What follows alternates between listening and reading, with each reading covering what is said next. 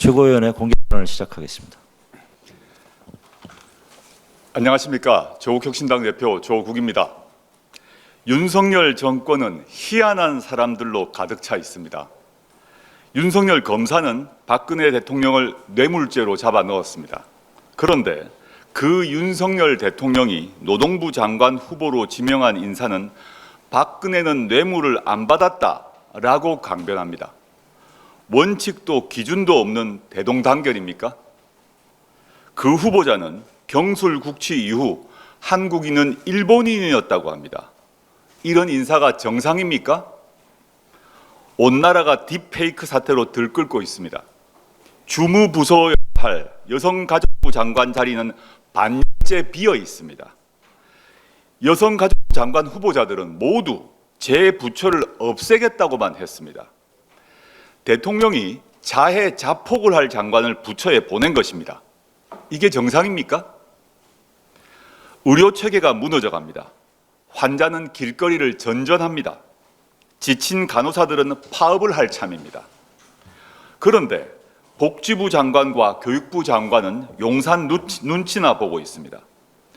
농가 부채는 한 가구당 4천만 원이 넘고 쌀값은 폭락하고 있음에도 빨간 약 바르듯 찔끔 처방하는 농림부 장관, 오락가락 금융정책과 세수 펑크로 국가 가계 부채가 3천조 원을 넘게 만든 기재부 장관, 일본이 식민지 불법성을 부정해도 입 닫고 용산 눈치만 보는 외교부 장관, 이들이 정상입니까?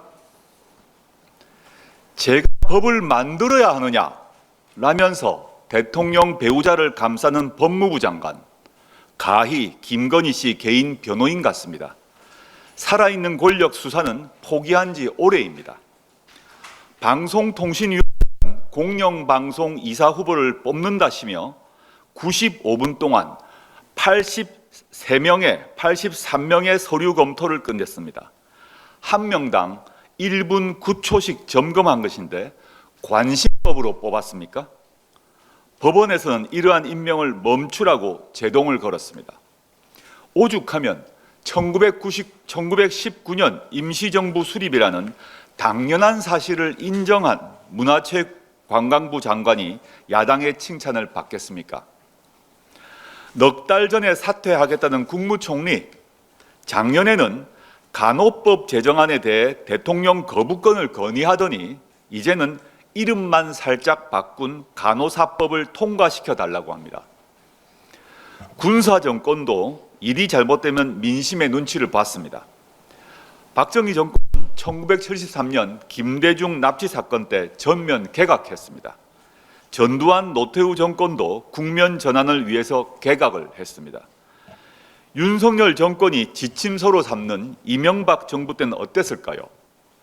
미국산 소고기 파동 때 총리와 장관들은 사표를 제출했습니다.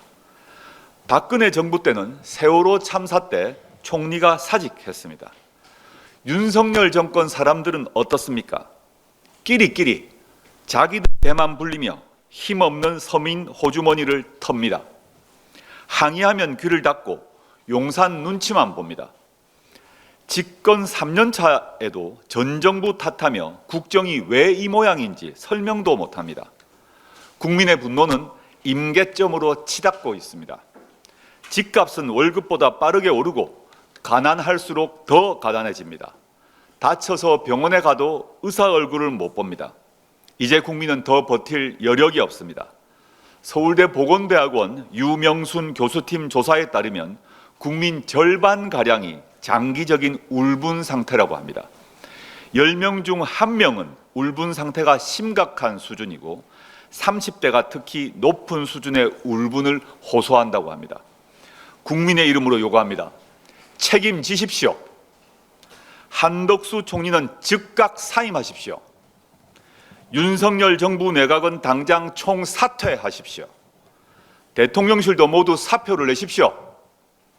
검찰 출신이 아닌 사람으로, 친일 매국이 아닌 사람으로 교체하십시오.